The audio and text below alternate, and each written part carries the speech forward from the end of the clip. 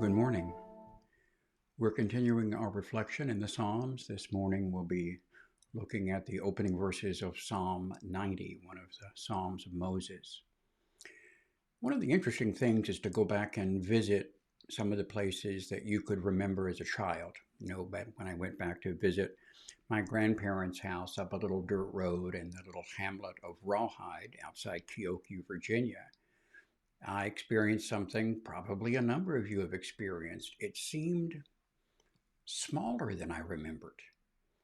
The little road, the little valley that it was in, the house itself. Of course, that's kind of an illusion because I remember it as a child. In the opening verses of Psalm 90, Moses introduces a startling concept, particularly for someone coming out of the ancient world. What he's going to say here is this, beginning in verse 1: Lord, you have been our dwelling place throughout all generations. Before the mountains were born, or you brought forth the whole world from everlasting to everlasting. We talk about God's dwelling place, but as Solomon himself notes in 1 Kings, when he begins to pray for the temple, the whole earth could not really be large enough to be his dwelling place. In fact, the whole universe. The startling image that Moses gives us is that all creation, in fact, exists within the mind of God. It is, in fact, a part of his creation, his mind. This is not that far from what the Apostle Paul is going to say in Acts chapter 17 when he's addressing the teachers on Mars Hill. And he's going to say of God, in him we live and move and have our being. As though all of creation, the entire universe, exists within the mind of God. And so, quite honestly, we dwell within God. As we now understand in science, and as science begins to unravel some of the things we know about reality, the things we think of as distance and time and motion are tied up inexplicably, sometimes at least to common sense, with the whole notion of time. That is to say that God is everywhere is also to say that God is at every time or outside of time.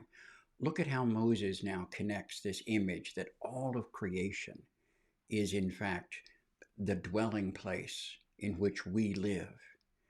You turn the people back to dust, saying, return to dust, you mortals. 1,000 years in your sight are like a day that has just gone by, like a watch in the night. Yet you sweep the people away in the sleep of death. They are like the new grass of the morning.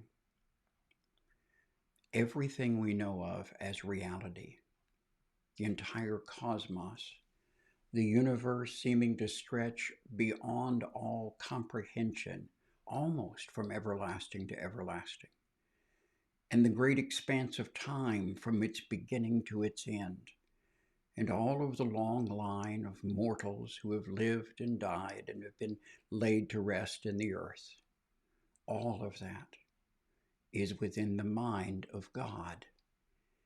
It is his house in which we exist and live and move and have our being. And Moses contrasts the greatness of God with how small we are as little children. This vast house, greater than the sky, the solar system, our own little tiny galaxy, or an untold number of billions of galaxies spread across the universe. It is all within his mind. And all of us, in fact, dwell within this reality, this house that God has made. Give him praise and wonder, first of all, that through the Holy Spirit he reveals to people even in the ancient world what only now science is beginning to unlock and show us, in fact, is a valid understanding of reality, but also just in the wonder of the greatness of God. Unlike going to visit the house of my youth, as we gaze upon his house, we're not struck by how small it is, but how small we are, and how very great is our God.